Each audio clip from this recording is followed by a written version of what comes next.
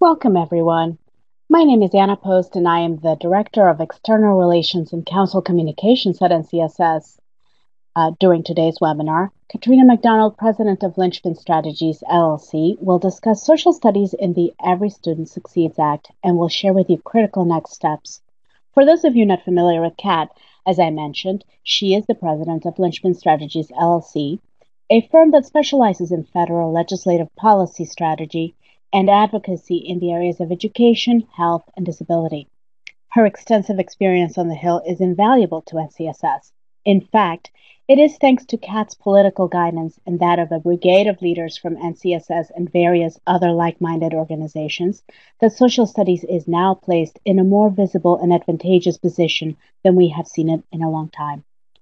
Thank you for all your efforts, Kat, and for being with us today to talk about ESSA and what we must do to continue moving forward. I would like to begin by thanking everybody on this webinar and many, many more who've been working for years to help elevate the social studies. We've had really exciting developments in the law, and now we'll be talking about next steps.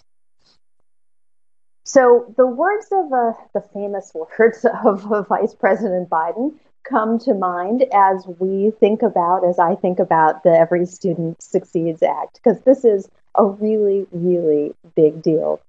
And if you'd like to take us to the next slide, the Every Student Succeed Act was signed into law on December 10th, 2015. And No Child Left Behind was the last update of federal K-12 education policy that was signed into law in January of 2002. So we really are essentially at 15 years since we had significant overhauls of K-12 policy. And the theme that has really dominated this legislation in reaction to No Child Left Behind is that instead of continuing a trajectory over really the last 40 years of shifting decision-making around standards, around who has to be served from states to the federal government, that largely came as a reaction to civil rights and other concerns about state and local education policymaking. This legislation represents a devolution of decision-making back to the states. And as we move on to the next slide to talk about the state policies and also about local policies, that theme is going to become very, very clear. So social studies gained some really important prominence in ESSA, some prominence that it hasn't had in a very long time since the defunding of the prior earmarks that granted resources to the social studies. Now, unfortunately, the new provisions in the law don't create the same kind of or the same amount of money for social studies, and the amount of funding that is directed narrowly to social studies without having to compete with other fields and other subjects is relatively small compared to what we had, say, even 10 years ago. But there are definitely new opportunities for social studies in this legislation. However, because decision-making is shifting from the federal government out to states and to local education agencies, also known as school districts, there's going to be a fair amount of work that is required at the federal as well as the local and state level to convert those opportunities into action. So we're going to spend a fair amount of time tonight talking about what the states are preparing to do, what local education agencies are preparing to do, and then also what we need to be thinking about at the federal level. So as the next slide shows, the opportunities for us are contained under a sort of relatively new phrase called the well-rounded education. So under the new law, states are going to write new kinds of plans to describe how they're going to qualify for federal funding and how they're going to use federal funding. Those plans are going to require in multiple different places descriptions of how all students, and they give examples of subgroups that are familiar to all of us, but describe how all students are going to have access to what is called a well-rounded education. And that is a requirement throughout the state plans. And there is an assumption that states will need to be, and school districts, will need to be dedicating some of their own funds towards that objective. There is not enough money in this bill, as we'll see, for the federal government to be funding all of the work that needs to be done in the area of a well-rounded education. But in addition to that, there will be some grants provided specifically through a new formula set aside called Student Support and Academic Enrichment Grants. So to begin with, what is meant by a well-rounded education? The best answer to that is found in the section of the law called Student Support and Academic Enrichment Grants. So we'll start there. These grants are formula grants to states.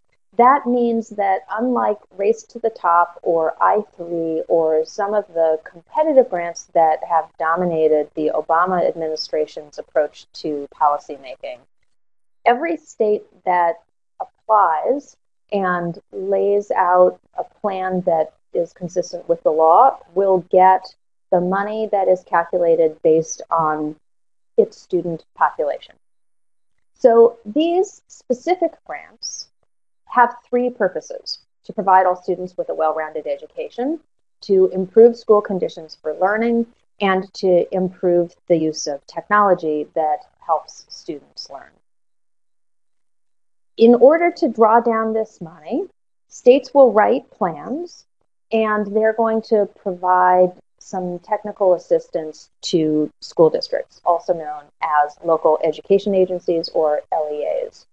When the state gets its money, at least 95% of that funding has to be passed on to school districts. And in order to draw down those funds, the state plan will need to describe how the states are going to support local education agencies in providing programs and activities that offer a well-rounded education to all students. So what exactly does a well-rounded education mean? It's a fairly long list, as you will see on the next slide. A well-rounded education covers a very broad range of subjects. So again, because this is giving choice to the states, states are not required to do all of these things. They are going to be allowed to choose. And a well-rounded education may include, but doesn't have to include, all of the following: STEM, science, technology, engineering, and math education, music and the arts, foreign language, accelerated programs, which is high school programs, advanced placement, and international baccalaureate programs. The thing that we stand up and cheer about, which is American history, civics, economics, geography, and government. You'll see 2 bullets down, financial education is also considered part of the well-rounded education. Environmental education, and then some interesting language that is very atypical of No Child Left Behind. Anything else that the state determines is part of a well-rounded education can be added in. So that is noteworthy because it's a very different approach from No Child Left Behind. So in the Every Student Succeeds Act, they create a list. They say, here are the things that we in Congress consider to be part of a well-rounded education. But by the way, states, if there's something else you want to do and there's something else you consider to be part of a well-rounded education, you can throw something else on this list. So the grants can also be used for a number of other purposes. And this list is also quite long. So in addition to offering a well-rounded education to all students, these grants can be used to reimburse students for the cost of taking advanced exams, like advanced placement or IB exams, to foster safe and drug-free environments, to implement a plan to reduce exclusionary discipline, that is, preventing kids from being suspended or expelled, implementing mental health programs, expanding school-based counseling and mental health, integrating safety practices in school and athletic programs. So certainly the question of concussions in high school sports was one that got a lot of attention. Identifying technology needs, using technology to support student learning, offering technology training to teachers and leaders, and expanding access to digital technology, which could mean using these funds to buy computers or to connect schools to Wi-Fi or other internet, other ways to access the internet. That is a hugely long list. Phew.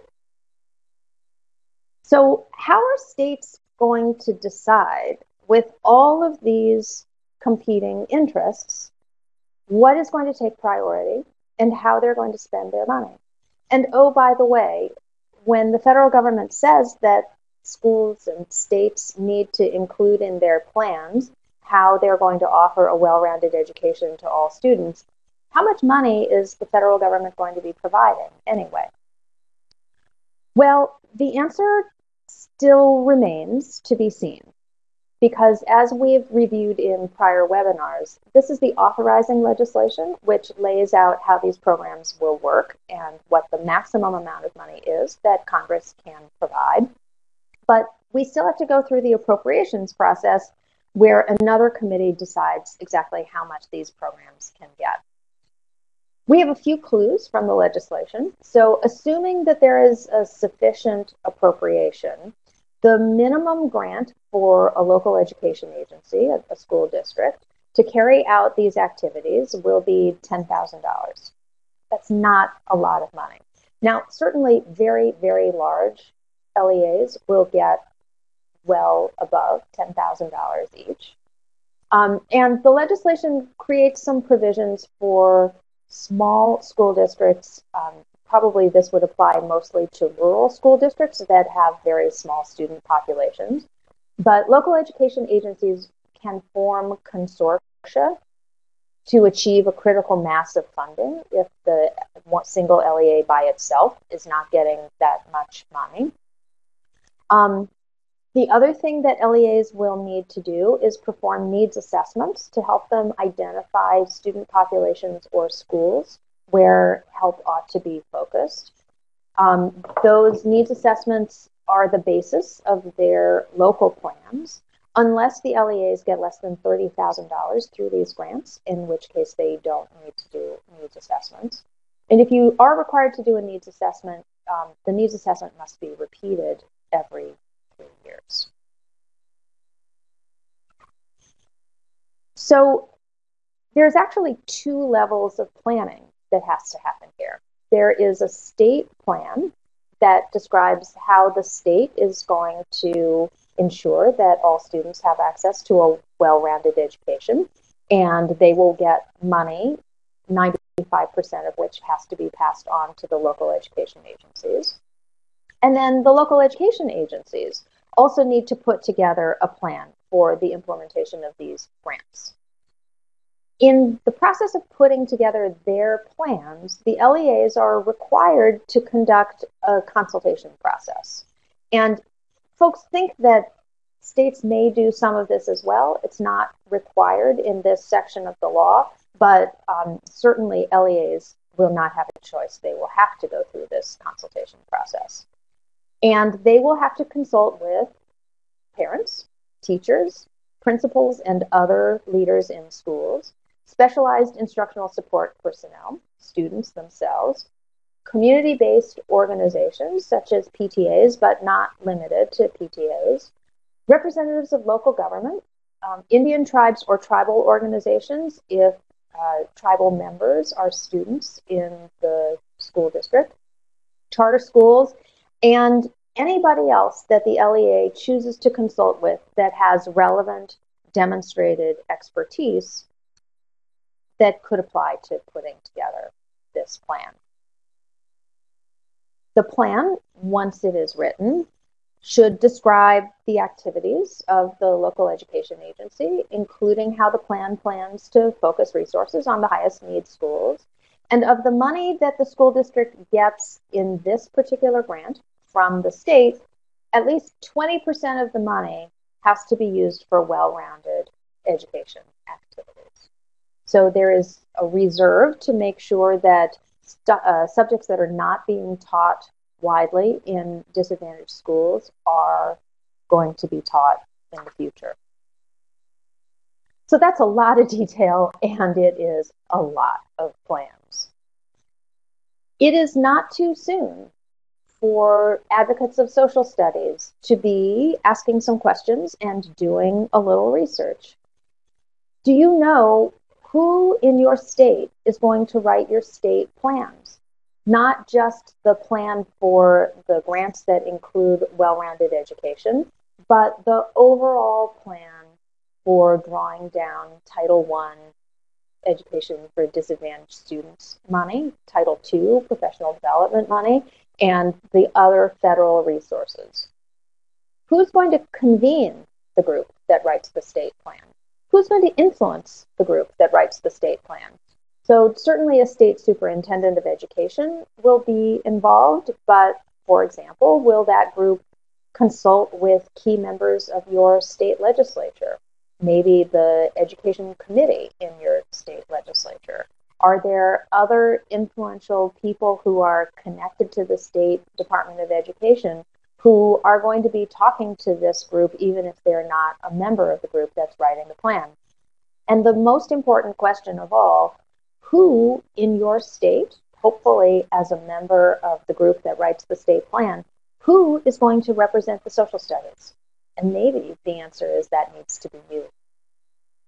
There's a parallel set of questions that we all need to be asking about the school district plan. Who's going to write the plan for your school district? Who will convene that group? Who is going to influence that group? And the answers will be different in different school districts, obviously, in different communities. So in some communities, there might be a member of the Chamber of Commerce who cares a lot about education and has a lot of influence. That person might be appointed to chair the group that's writing the school district plan, might be invited to be a member of the group that is writing the school district plan, or might just be talking to those folks, even if he or she is not a formal member. And there certainly may be others in your community. It might be the local teachers union. It's a long list of folks that you know better than I who will be influencing that group in your school district. And then again, that key question, who is going to represent the social studies as the school district's plan is being written? Because in many ways, this is, it's a very broad requirement, and it could certainly, in some places, set off a bit of a food fight as multiple disciplines that have had insufficient resources for a very long time compete to make sure that the local plan and the state plan includes a requirement that their subjects be taught. So that is a huge amount of work to be done at the state level and to be done at the local level. And I'm sure that there are a lot of questions about how that's going to play out. We may be able to answer some of them, and some of them probably the answers will emerge over time. But there's one more set of resources and opportunities for the social studies before we take questions on these plans.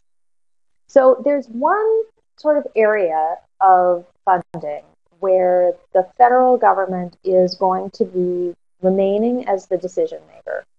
And these are a set of new grants. 3 of them are specific to the social studies, and 1 carries across all subjects. And unlike the money that we talked about that is covered by the state and school district plans, which is formula money, these are competitive grants. So the first sort of category of grants are called Presidential Academies for American History and Civics. And these are a particular interest of Senate Chairman Alexander of Tennessee, who has been a governor and has also been a Secretary of Education before coming to the United States Senate. So the presidential academies for history and civics are 2 to 6 week long intensive institutes for teachers, presumably offered over the summer. Nonprofit organizations are eligible applicants, but the actual activities have to be led by a team of primary scholars with expertise in American history and civics. Each academy will be able to host between 50 and 300 teachers. And those teachers will get a stipend if they're approved to participate in the academies. And that stipend is required to cover all of the costs of participation so that there is no out-of-pocket cost to teachers.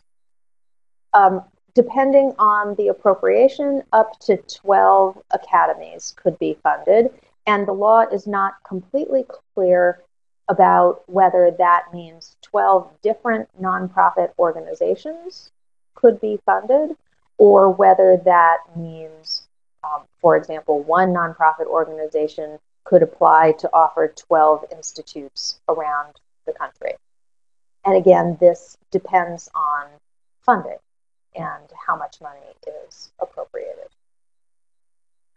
Similar to the presidential academies, Chairman Alexander helped to create what he calls congressional academies for American history and civics.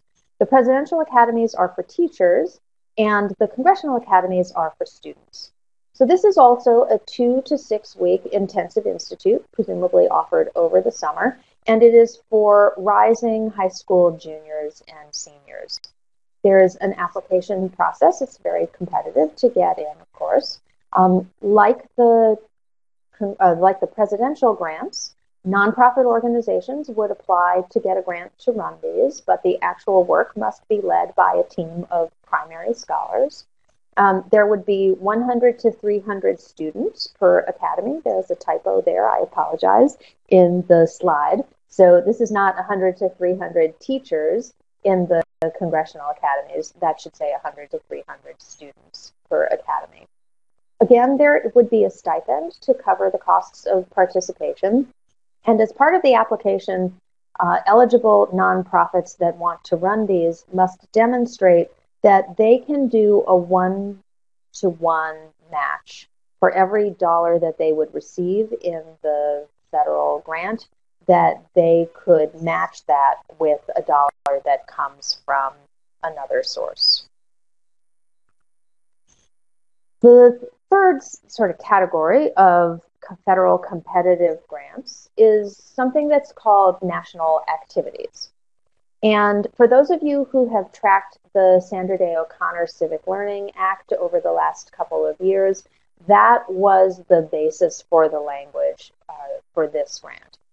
There were several champions who helped to put this initially in the Senate legislation and then keep it in the final bill, particularly led by Senator Whitehouse of Rhode Island, with help from Senator Cardin of Maryland and Senator Grassley of Iowa. So these national activities grants are also available to nonprofit organizations through a competition. And these grants are intended to promote new and existing evidence-based strategies to encourage innovative instruction in American history, civics, government, and geography. And they can promote instruction in the classroom, or learning strategies, or professional development. There is a focus on benefiting underserved populations that are not adequately reached by other approaches. In order to qualify for funding, the programs, the applicants must demonstrate innovation, scalability, and accountability. And these grants can support the development of new approaches or can expand access to existing programs. Nonprofits can apply for a 3-year grant And if they win, they can subsequently apply for a 2-year renewal. But the maximum length of time that any one organization could receive funding for the same activity is 5 years. For the congressional academies, the presidential academies, and these national activities, eligible applicants are nonprofit organizations. And for all of these grants, the presidential academies, the congressional academies, and the national activities, there is currently an authorization that ramps up a little bit over each of the next 4 years. And at the end of that time, totals about $10 million for those 3 grants combined. So not $10 million each, but $10 million combined. In the first year, the presidential and congressional academies are authorized at a little less than $2 million, and the national activities are authorized at a little bit less than $5 million. So Anna, if you could move us forward a couple of slides. There is one final competitive grant that we wanted to bring to your attention, and these are grants for innovation and research. These are also competitive grants. Unlike the presidential academies, the congressional academies, and the national activities, which are specifically for subjects in the area of social studies, these are much broader grants. So eligible applicants include nonprofit organizations, state education agencies, local education agencies, or consortia, teams of all of those. And they are not limited to social studies subjects. So they are very broad, and any subject or approach can compete. The purpose of the funding is to create, develop, implement, replicate, or take to scale entrepreneurial, evidence-based, and field-initiated innovations to improve achievement for high-needs students. And within the grants for innovation and research, there are sort of 3 categories. So one possible approach is to apply for early phase grants.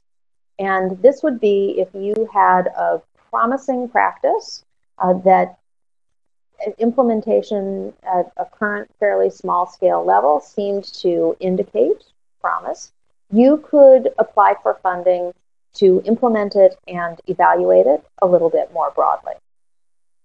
The second category of grants are called mid-phase grants, and they are to fund the implementation and evaluation of programs that have demonstrated success through the early phase grants. And in particular, as you implement them more broadly, to measure their impact and their cost effectiveness. The third track that you could take in this application is if you have had a mid-phase grant and that appears that the program that was funded through the mid-phase grant appears to have sizable, important impacts. And in that case, you could apply for an expansion grant, which would both fund broad implementation and also evaluation of the replication of these programs. So, for these federal competitive grants, where do we go from here? Well, now that the authorizing legislation has been passed, the formula grants and the competitive grants have to be funded by Congress. So as we've discussed on prior webinars, the Education and Workforce Committee in the House and the Health, Education, Labor, and Pensions Committee in the Senate are the authorizing committees. They draft the law that describes how all of this will work, and they set maximum caps on how much money can be appropriated. But now it is the turn of the Appropriations Committee to make actual decisions about how much money will be given to each of these funding streams. The webinars that review the authorization process and the appropriations process and how to develop relationships with your members of Congress to influence those processes can be found on YouTube. And the URL is here in the slide. If you want to have a more detailed refresher than we can offer this evening. So there is some funding that was provided through No Child Left Behind that will be carried over to the Every Student Succeeds Act. So for example, Title I Education for the Disadvantaged programs have been getting about $14 billion from Congress in recent years. And it is very likely that Congress will continue to appropriate funds at about that level. New programs that were not funded in No Child Left Behind will particularly need to work hard to find money. And the presidential academies, the congressional academies, and the national programs will certainly fall into that category.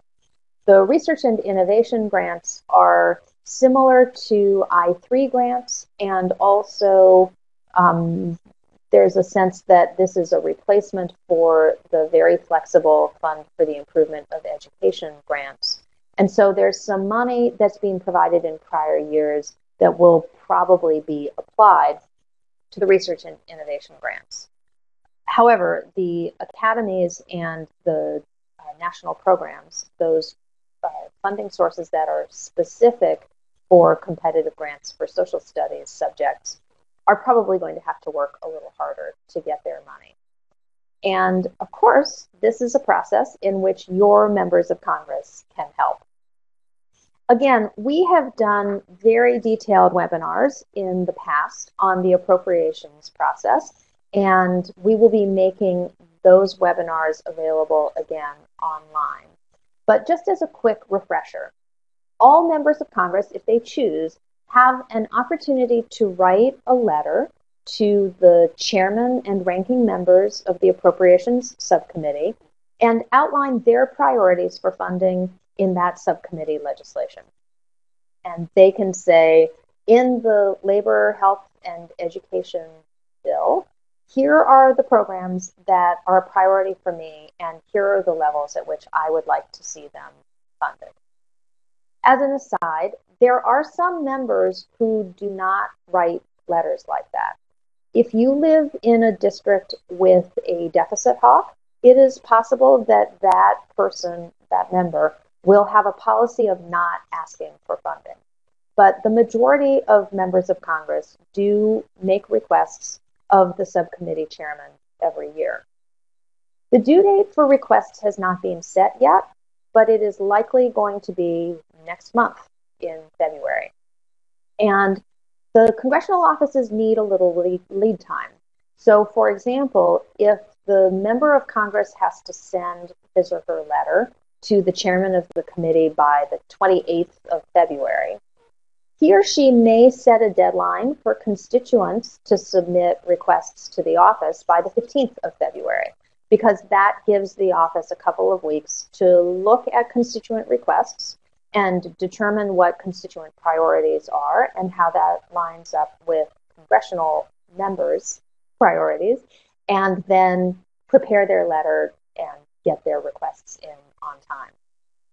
Once we find out when that deadline is, NCSS is going to send out an alert. And we will need you and all of the members of your state council and all of your colleagues at your school who care about social studies, and your parents and your neighbors and anybody else who's willing to contact your member of Congress, your two senators, and your representative, and ask those members to support teaching of civics, economics, geography, and history. You can use the voter voice to submit your request. You can write a letter, you can send an email, you can call. There are lots of ways to be in touch, but it is very, very important, particularly in a time of tight budgets, that congressional offices hear from constituents about why funding to support high quality instruction in the social studies is so important. And just sending in those constituent letters It's vitally important, but by itself, it's not enough. Follow up with the office is critically important. Now, we do not need 200 people from each state to follow up with each member of the congressional delegation, and that's a really good thing because that would be very hard to pull off. But for each congressional office, there should be one or two people, presumably from the state council, but it doesn't have to be, who commits to following up with each office, to making sure that the appropriate person has seen those requests, to answer any questions that that congressional office might have about your request, and to put at least a name and a voice over the phone and a name on the top of an email, together with social studies, in the minds of the staff in each office who will be handling these requests. We understand that that requires some work, and it is not too early to start getting ready to do this now. So we don't know when those requests will be due, but you can do a little bit of advanced work before you get the alert from NCSS that it's time to submit those requests. You can find out now who is the appropriations point of contact for your congressional offices. It's a very simple thing to do. Just call the office and ask who handles education appropriations for the members of Congress. Make sure that your council members and maybe your social studies department at your school and other colleagues through other professional organizations that you know care about the social studies, make sure that they're ready to write and they're keeping an eye out for the alert. Are they signed up to get voter voice alerts from NCSS? If not, let's get them signed up. Maybe they're not members of NCSS, but you could forward that alert. Give people a heads up that it's going to be coming and they should be looking out for it. And then who from your council is going to follow up with each office to make the case, to make sure the connection is made, to make sure that the staff person who handles the issue has actually seen those requests as they come in. Put together a committee of volunteers. Unless you're in a small state, it may be too many offices for one person to handle. You might need a small team of people who care about this and are excited to get to know their congressional offices over the phone or over email. And if you've got a group of people and each of them can take 4 or 5 offices, it's a great way to share the workload and make sure that each congressional office is being contacted. So NCSS is doing our work here as well. So as I mentioned, we're monitoring to find out when these requests are due. We're also talking with our social studies champions on Capitol Hill to see if we can put together a public Dear Colleague request letter. So each member has the opportunity of doing a private request letter, and those request letters are not made public. They are between the member of Congress and the chair and ranking member of each subcommittee. And those are terrific letters, but we don't have any way of knowing for sure whether the social studies request was included in them. Another way that members of Congress communicate with the chairman and ranking members to make these requests is through public letters. So somebody would draft a letter that says, please provide the full appropriation for the presidential academies, the congressional academies, and the national programs, as an example. And then that member of Congress would circulate the letter to other members of the Senate or other members of the House and invite them to sign on so that there can be a group letter, and those letters, of course, are public. If we are able to get Republican and Democratic champions in the House and Senate, and I think that that's likely, but we don't have complete commitments yet. Instead of calling congressional offices and asking that social studies be included in their private request letters, the request will be that they sign the public Dear Colleague support letter. So we will let you know which kind of request to make to the congressional office and when it is time to contact them. Now, you should know that just as there are some members who don't sign or don't submit private letters. There are also some members who don't sign public requests. So, for example, members of the Appropriations Committee often do not sign public appropriations request letters. From their point of view, when their colleagues are writing to the subcommittee, if they're a member of the subcommittee, it's like signing a letter to yourself. If your member of Congress lets you know that he or she does not sign Dear Colleague letters because he or she is a member of the Appropriations Committee, then your follow-up should be in his or her private communications with the subcommittee chairman and ranking member. Would the senator or would the representative please support funding for the social studies?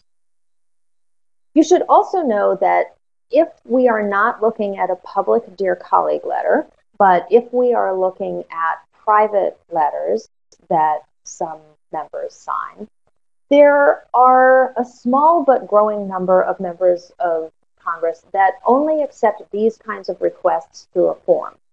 So instead of writing a letter or an email to the congressional office asking that the member of Congress support funding for the social studies, you have to fill out a form. That form is usually available online on the member's website. Sometimes it can be difficult to find. And sometimes they don't put it on the website. Sometimes you have to call the office and get it from them. They'll ask questions like your name, your contact information, your address so that they can verify that you are a constituent. They'll ask what organization you're representing, and you could write in as a member of NCSS or of your state council, or you can just write as an individual citizen. And then they'll ask you questions like where the funding is in the bill, how much money you want, and why you are asking for that money. NCSS can provide you with all of the information that you need to fill out and submit the form. And if you have a member of Congress who requires that the forms be filled out in order to make an appropriations request, you should know once you find the form, it typically takes less than 15 minutes to fill them out. So there's a lot to do, and it's time to get to work. As we said at the beginning, the Every Student Succeed Act offers really exciting opportunities for social studies, but it's up to us to make them happen. So in conclusion, I would ask you to keep an eye out for NCSS alerts about what needs to be done at the federal level, and we will be providing information and materials to help you make a difference at the federal level. And then there's more to be done, investigation and research at the state and local level as these plans begin to be developed and as decisions are made about what subjects will be selected as part of the well-rounded education and other state plans for spending federal funds. So I'm going to stop there and invite questions. I know that there have been some questions coming in over the chat, which Anna has helpfully been responding to. Thank you, Anna. It is always hard to talk and type at the same time. But if there are folks who would like to add additional questions in the chat box, we have about 15 minutes left, and I'm happy to answer any questions that are submitted that I can. Kat, I wanted to point to a couple of questions that needed a response from you. One is from Jose Reyes, and he's asking, I take it a district would be considered an LEA. Can districts partner up to jointly apply for an LEA eligible grant? Yes, absolutely. So in federal speak, local education agency is the same as school districts. There are a couple of examples around the country that I'm aware of where the LEA does not line up exactly with the school district, but in general, school district and LEA are synonymous, and I certainly have used them as synonymous terms in this presentation. And yes, there is a provision for LEAs to join consortia and apply for formula grants that we were talking about. The presidential and congressional academies, the applicant has to be a nonprofit, and LEAs are not eligible as individuals or as in consortia to apply for those grants, although a nonprofit organization could certainly be the lead grant and the lead applicant and could partner with an LEA.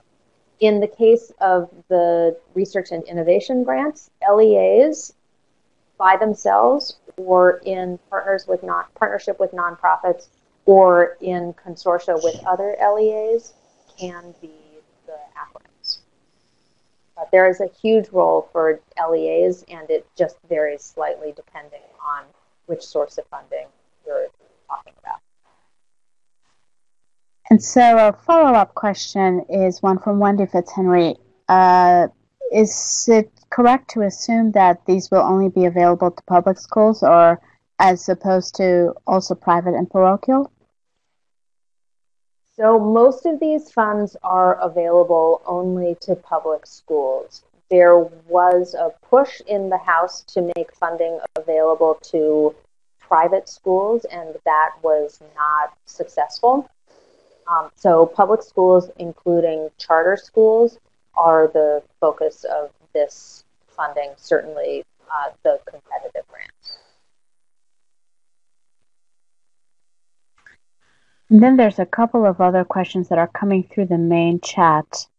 Let's see. One from Karen Boyle. Illinois has recently rewritten social studies standards. Would this be considered?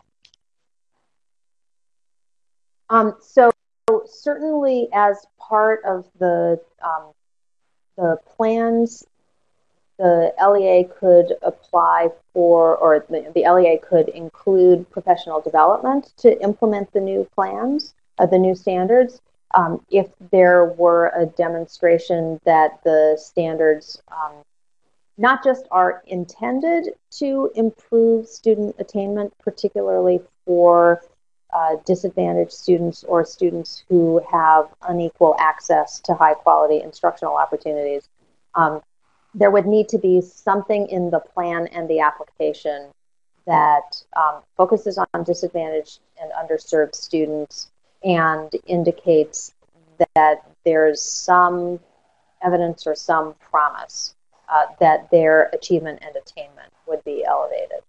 I think that it is a theoretical possibility without a question, and the more definitive answer to that question will be contained in the grant application criteria when it comes out from the Department of Education. But obviously, because the grants haven't been funded yet, they also have not written the grant application criteria yet. Thank you, Kat. And Kami Akavan, and I apologize if I am mispronouncing your name. She's asking, Kat, if you're available for private consultation on acquiring these grants, even for a fee. So I don't know that I would be the best expert to guide you through those steps, but I am happy to talk with you and provide whatever help I can, and even if that is helping you find a true expert who could be a better guide than I. I appreciate the compliment. Thank you. You're too modest, Kat.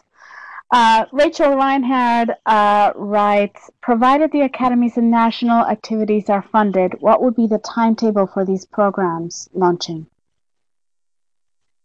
So the Department of Education is trying to do a lot of work to prepare for this funding to go out the door and writing regulations and grant criteria and all of that sort of good stuff.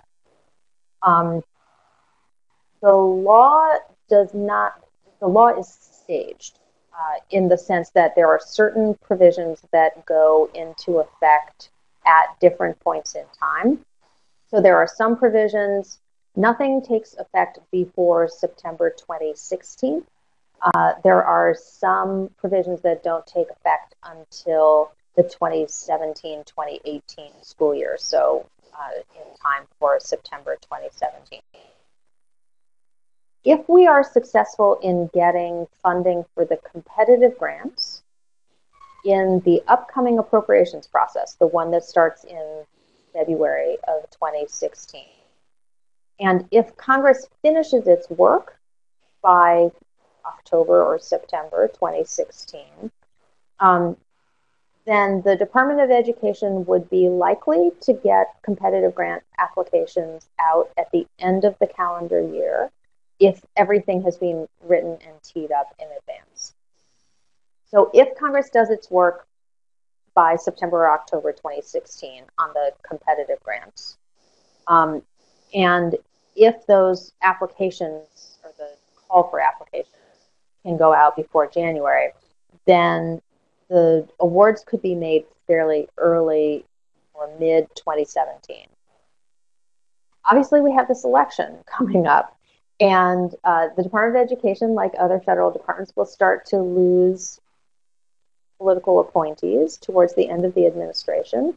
And it will take, whether it's a Democratic administration or a Republican administration, it will take time to replace those political appointees who have a lot of decision-making authority, and a little bit of time for those folks to come up to speed.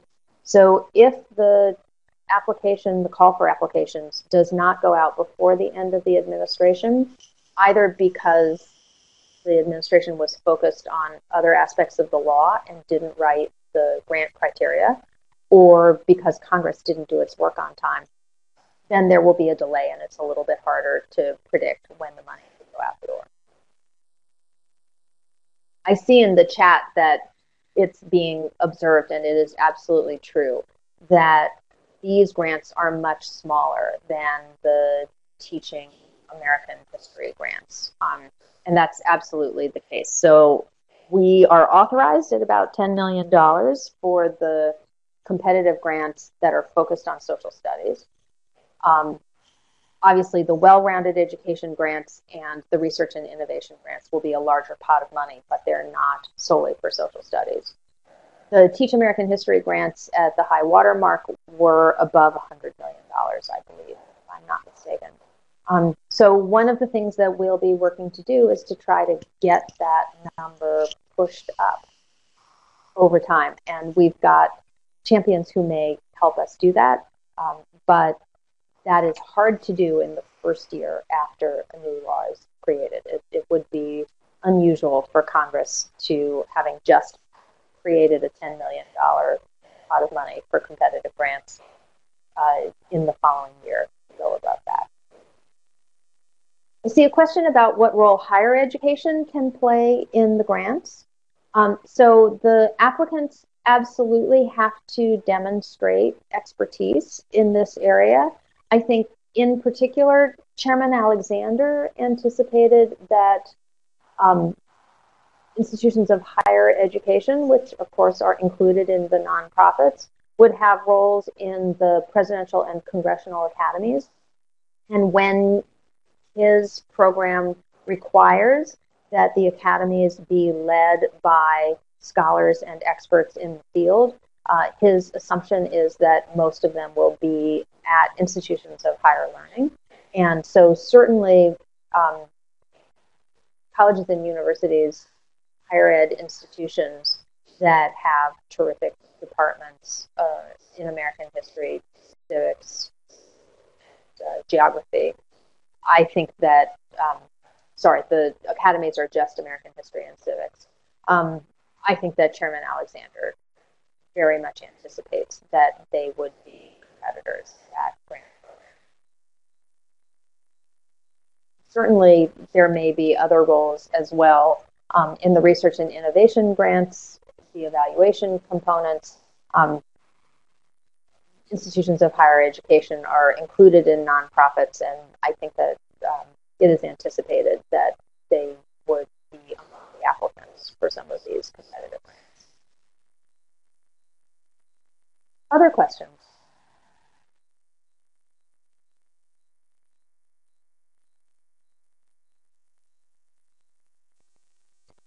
I believe Barbara Harefield and Ann Kaufman are also writing. Barbara's typing.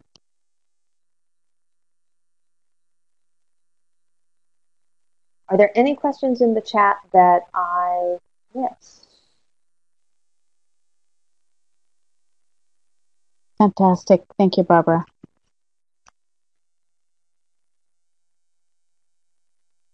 And I'm really pleased to see Barbara's comment that you're going to be sharing this with district coordinators in South Carolina. I'm so glad that it's helpful, and please do get the word out widely. As I said, the formula grants, the plans, the well-rounded education sort of creates the opportunity for a food fight. And it is vitally important that folks who care about social studies understand how these processes are going to work at a high level, find out who's going to be involved in them at your state and local level, and be prepared to represent social studies in those state and local conversations. So thank you for helping to spread the word. Thank you all for your attendance. Thank you, Kat, for a wonderful and expert webinar. And if there are no other questions, thank you and have a good night.